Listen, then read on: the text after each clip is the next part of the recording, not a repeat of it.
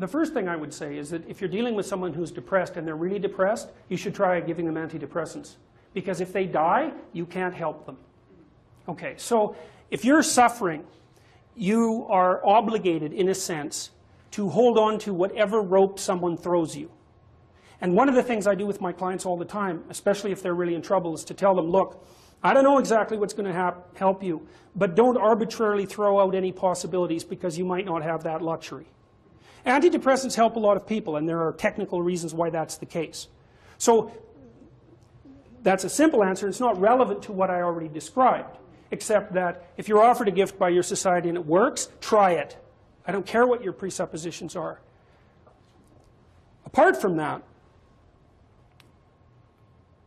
lots of the time you see people who are suffering with depression, for example. There's a multitude of reasons, but I'll take one common reason. You could think about it as associated with the story of Peter Pan.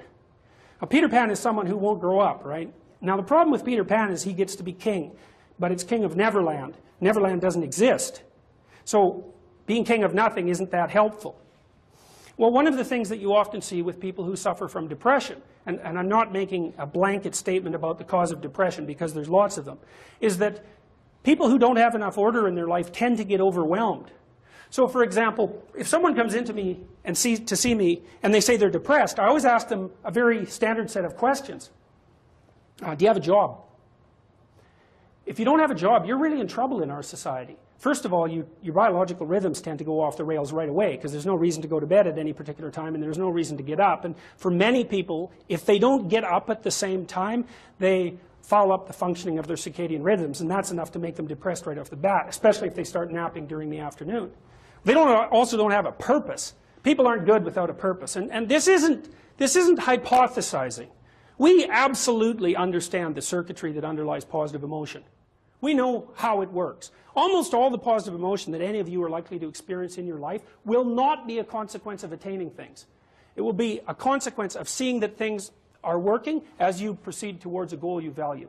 That's completely different. And you need to know this because people are often stunned, for example. They finish their PhD thesis and their presupposition is that they're going to be elated for a month. And often instead they're actually depressed. And they think, oh, what the hell, I've been working on this for 7 years and I handed it in and what do I do now? And that's what depresses them, right? It's the what do I do now? Well, they're fine if they enjoyed it, pursuing the thing. As long as it was working out, they get a lot of enthusiasm and excitement out of that because that's how our nervous systems work.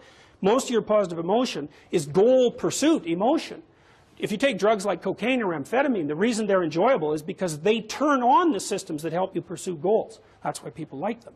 So if you don't have a job, you got no structure, that's not good. Plus, you tend not to have a point. So you're overwhelmed by chaotic lack of structure and you don't have any positive emotion. Well, do you have any friends?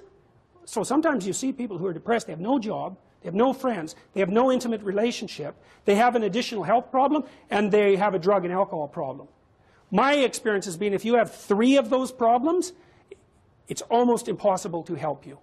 You're so deeply mired in chaos that you can't get out because you make progress on one front and one of your other problems pulls you down. So one of the things I tell people who are depressed is like, don't sacrifice your stability. Get a job, even if it's not the job you exactly want. Get a damn job. You need a job. Find some friends. Get out in the dating circuit. See if you can establish an intimate relationship. Put together some of the foundational items that are like pillars that your life rests on. Well, that's the practical thing to do. So that's one example with regards to depression.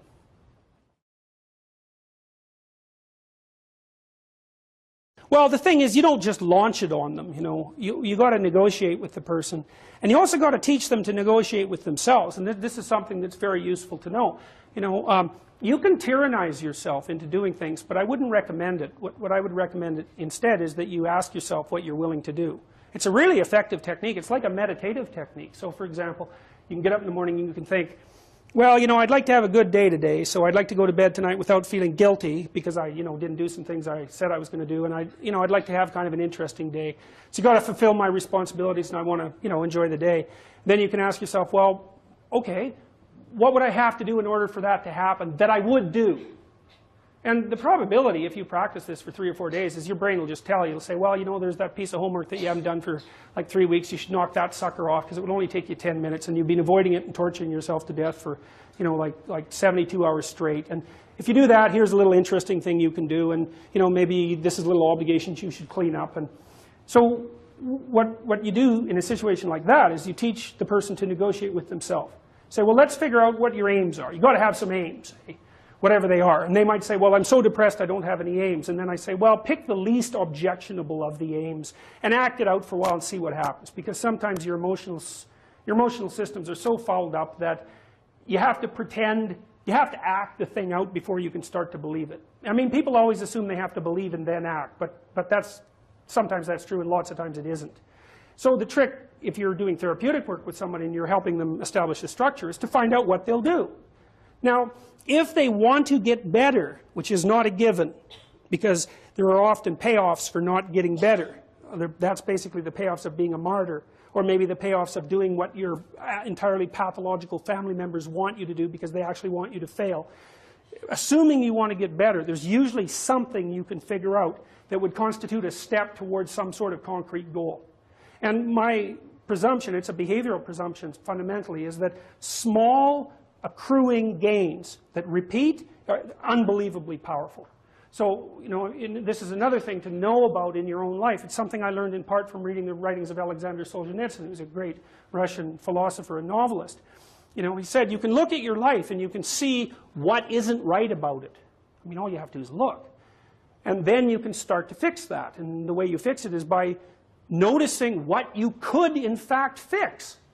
You know, people are often trying to fix things they can't fix, which I would not recommend, because if you try to fix something you can't fix, you'll just ruin it. Like, you can find all sorts of undergraduates who are perfectly willing to restructure the, you know, the international economic system, who cannot keep their room clean. And there's actually a gap there, you know, and it's surprising that people don't actually notice. So I would say, if you pay attention, you can see things that you could fix. They yell at you. They really do. We even know how that happens. Let me give you an example, because rooms are full of stories. And the stories have effects on you. So here's a classic experiment. So you take 2 groups of undergraduates, you bring them into your lab, and you give one group a multiple choice test that has a bunch of words in it that are associated with being old. And you give the other group the same multiple choice test, except the words are associated with being young. This is independent of the content of the test. It's just descriptions. And then you time the undergraduates as they walk back to the elevators.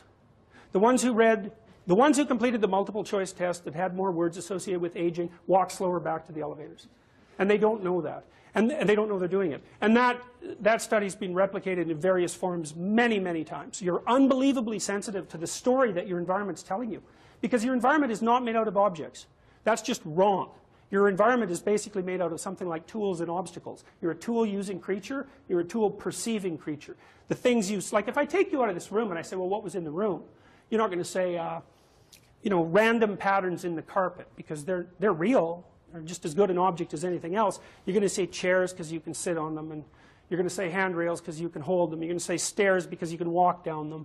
That's what you see, and that's what you interact with. And if you pay attention to your environment, which is you, by the way, extended, all of your experience is you. It will tell you all the time what you should do. All you have to do is do it. But then you have to decide if you want to do it.